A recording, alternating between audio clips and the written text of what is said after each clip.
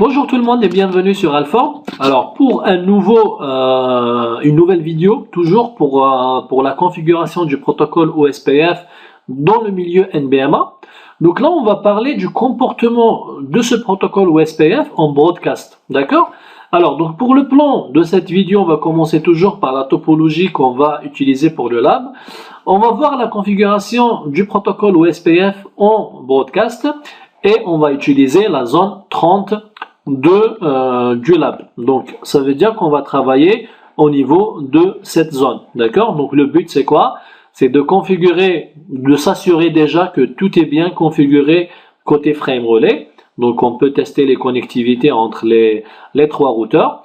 Et après on va passer à la configuration du protocole OSPF en broadcast, d'accord? Donc là une chose très importante, donc côté frame relais, il faut que ça soit configuré en full mesh, d'accord? Pour que ça marche, il faut que ça soit configuré en full mesh. Ça veut dire qu'à partir de ce routeur, par exemple R7, il faut qu'il y ait un DLCI qui me permet d'aller vers le routeur R8 et un DLCI qui me permet d'aller vers le routeur R3. Et au niveau du routeur R3, c'est pareil. Donc deux DLCI, un pour aller au routeur R7 et un pour aller au routeur R8 et la même chose au niveau du routeur R8. Donc avant de passer à la configuration OSPF, donc il faut s'assurer qu'on a bien configuré le frame relais pour ces trois routeurs. Alors une chose aussi très importante, on a même parlé de ça dans la partie théorique.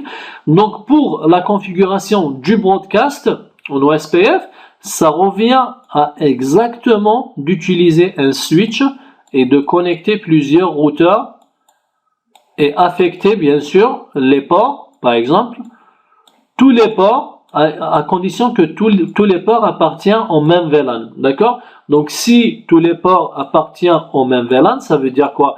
Ça veut dire que ce routeur, lorsqu'il va envoyer un multicast ou bien un broadcast, qu'est-ce qui va se passer? C'est tous les routeurs qui vont recevoir, d'accord? C'est tous les autres routeurs qui vont recevoir. Et donc ce routeur aura combien de relations de voisinage? Il aura 4 relations de voisinage parce qu'il y a 4 routeurs qui sont connectés au même VLAN, d'accord? Donc cette solution en utilisant un switch, c'est exactement ça. Ça veut dire que si on arrive à interconnecter plusieurs routeurs, même s'ils sont distants géographiquement parce qu'on passe, donc là il y a un seul switch frame relais, mais réellement si on passe par un service, un fournisseur de service qui a une infrastructure frame relais, ça veut dire qu'il a des switches frame relais un peu partout, d'accord?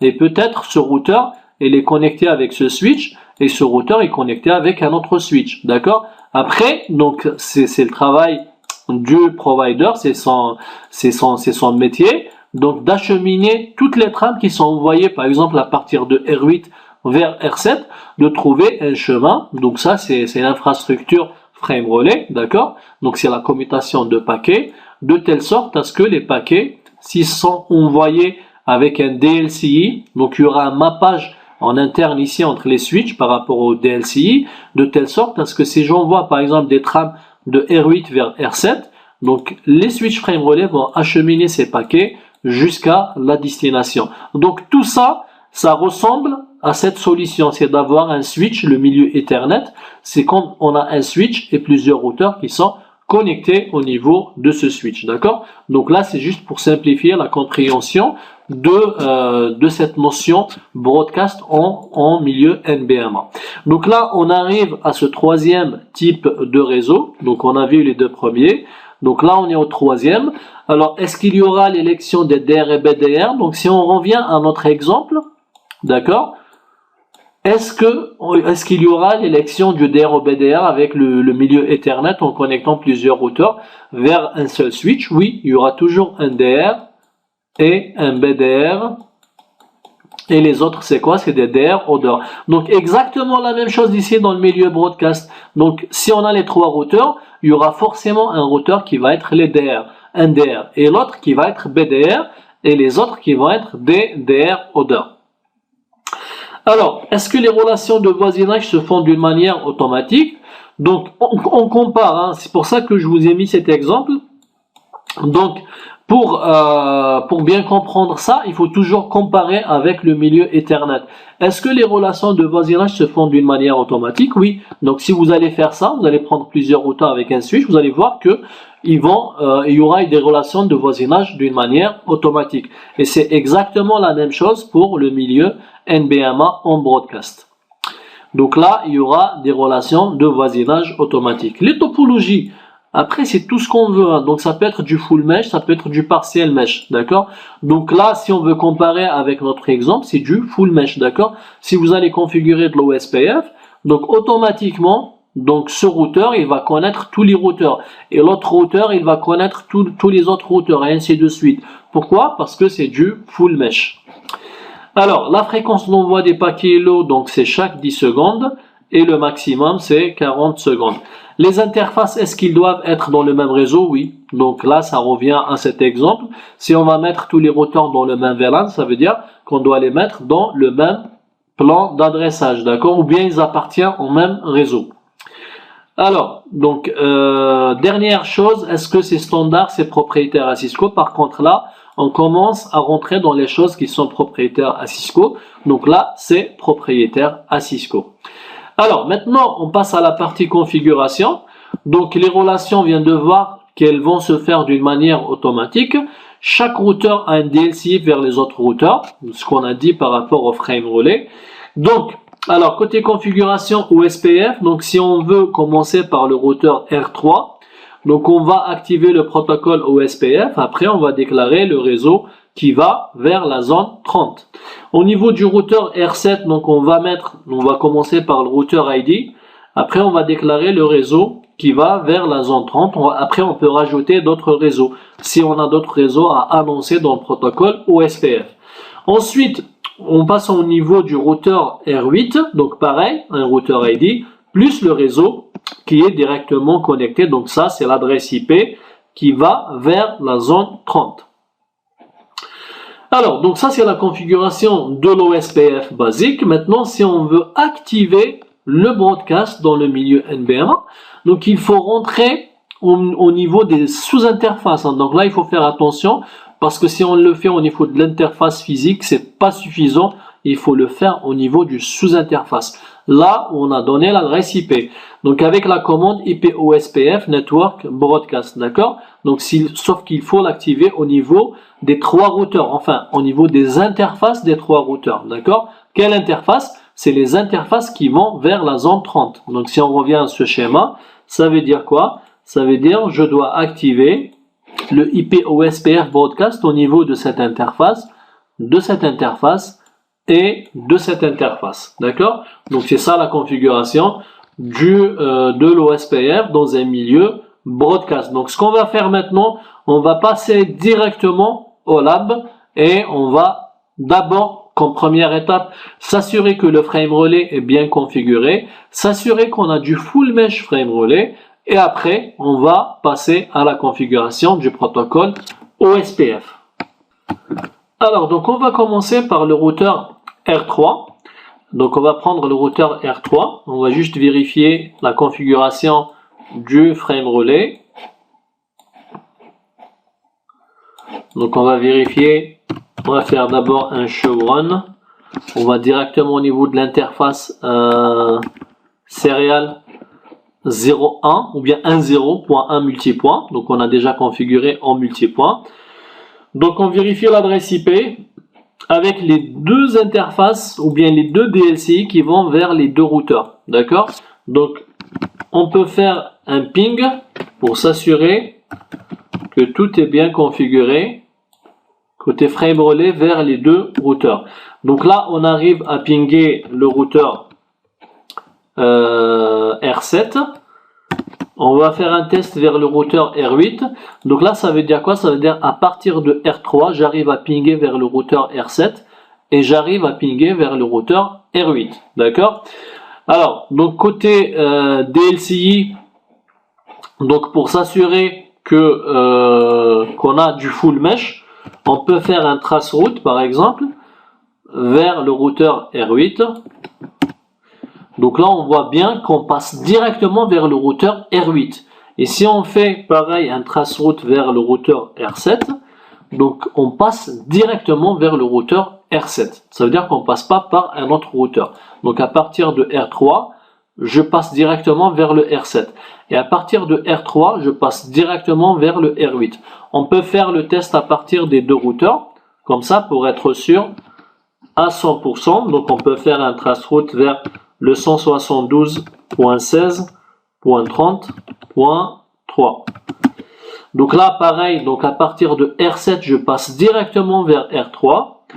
Et on peut faire le test vers le routeur R8, c'est la même chose. Et donc, on va finir avec le routeur R8. Traceroute 172.16.30.3. Donc, on passe directement vers le routeur R3. Et pareil, donc si je veux faire un traceroute vers le routeur R7, donc ça passe directement. Ça veut dire quoi? Ça veut dire qu'on a, là, on est sûr qu'on a du full mesh. Ça veut dire que pour aller par exemple de R3 vers R8, je passe directement. Alors que dans certaines solutions, comme on l'a vu ici par exemple avec une solution Hub and Spoke, le R1 qui est central et le R4 et R5 c'est des sites distants. Si je veux faire un ping de R4 vers R5, ça passe pas directement, ça passe par R1. Ça veut dire que si je vais faire un traceroute de R4 vers R5, vous allez voir que le traceroute il doit passer par R1 avant d'arriver au routeur R5. Pourquoi? Parce que côté configuration du frame relay, on a fait du hub and spoke avec un site central et deux sites distants. D'accord? Ça veut dire que la communication des deux sites distants, elle passe toujours par le site central. Ce qui n'est pas le cas ici. D'accord? Donc côté frame relay, on vient de le vérifier. Quand je fais le ping de R3 vers R7, ça passe directement. R3, R8, ça passe directement. R7, R8, ça passe directement. R7, R3, ça passe directement. Pourquoi? Parce que c'est du full mesh. Au niveau de chaque routeur, j'ai deux DLCI différents.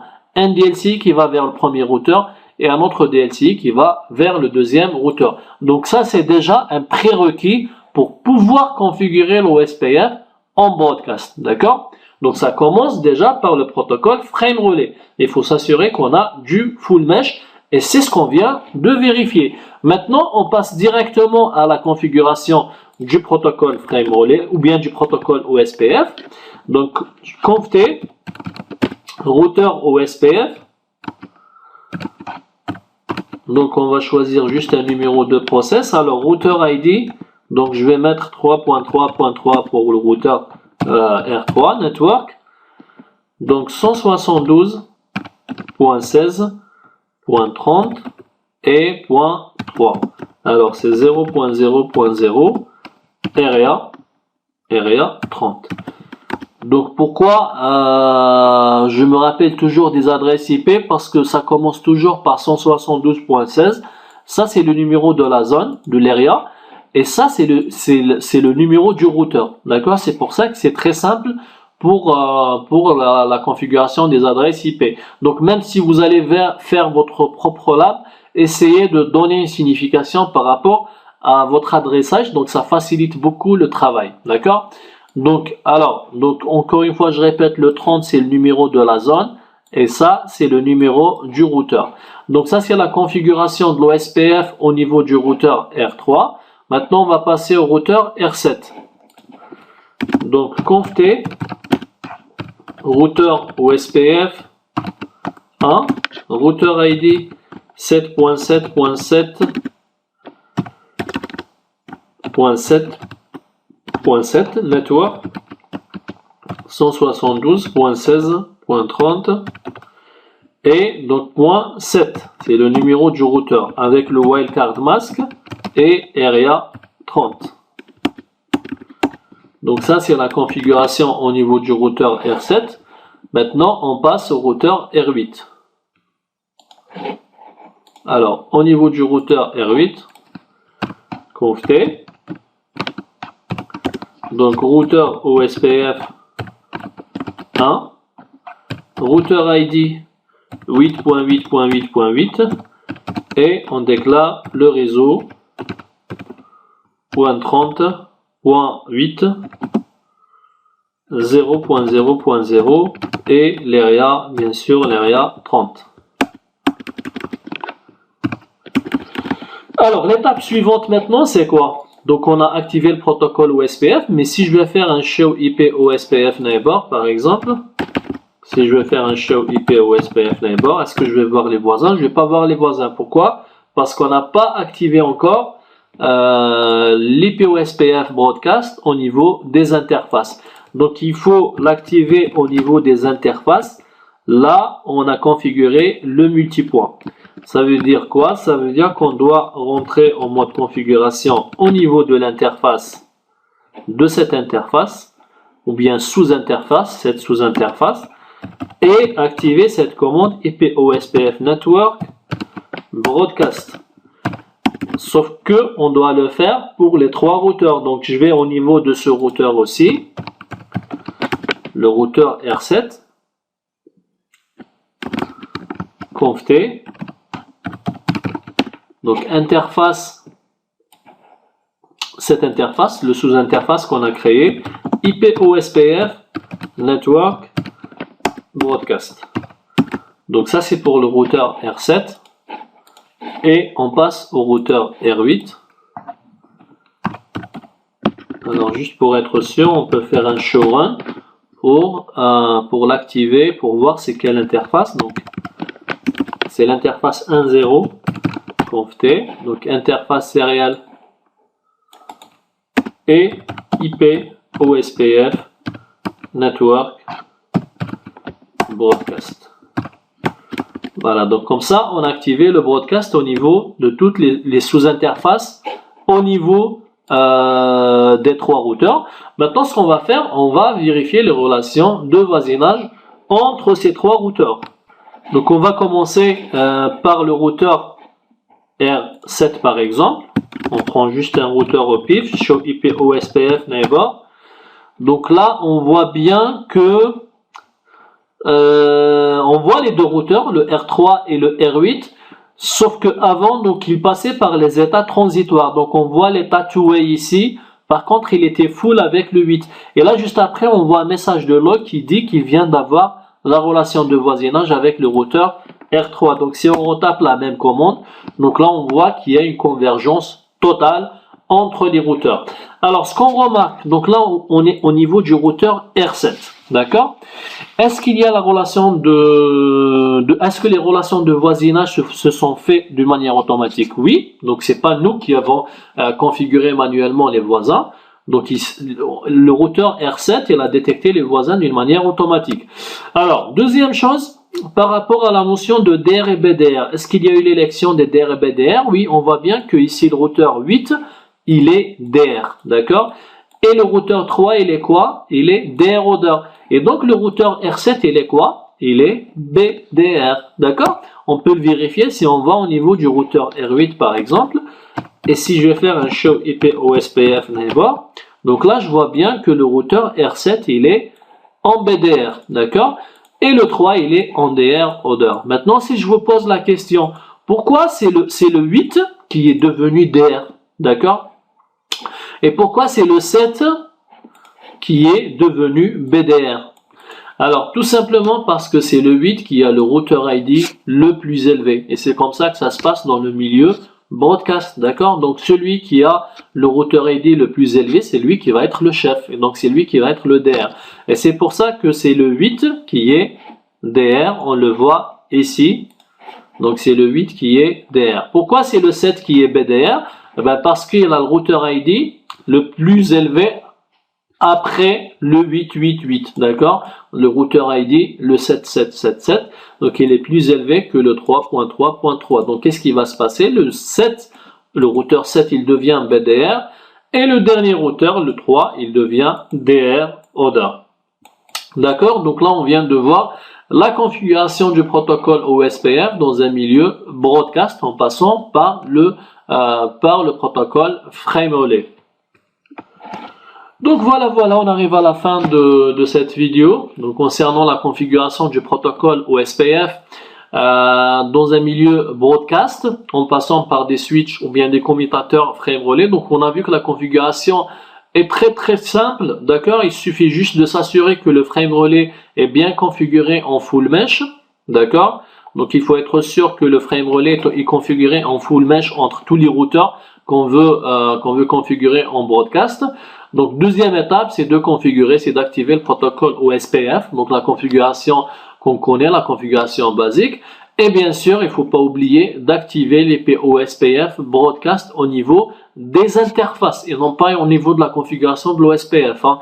D'accord? Donc la configuration alors si vous vous rappelez donc de cette commande, donc c'est au niveau des interfaces ou bien des sous-interfaces carrément si on utilise des sous-interfaces. D'accord? Donc c'est là qu'il faut taper cette commande IP OSPF Network Broadcast. Donc qu'est-ce qui va se passer juste après? Vous allez voir que les relations de voisinage qui se forment automatiquement et il y aura toujours l'élection DDR et BDR, d'accord? Et c'est propriétaire à Cisco. Donc voilà, j'espère que ça a été clair pour vous et je vous donne rendez-vous pour la prochaine vidéo. On va voir la configuration du point to point. Donc je vous dis à tout à l'heure.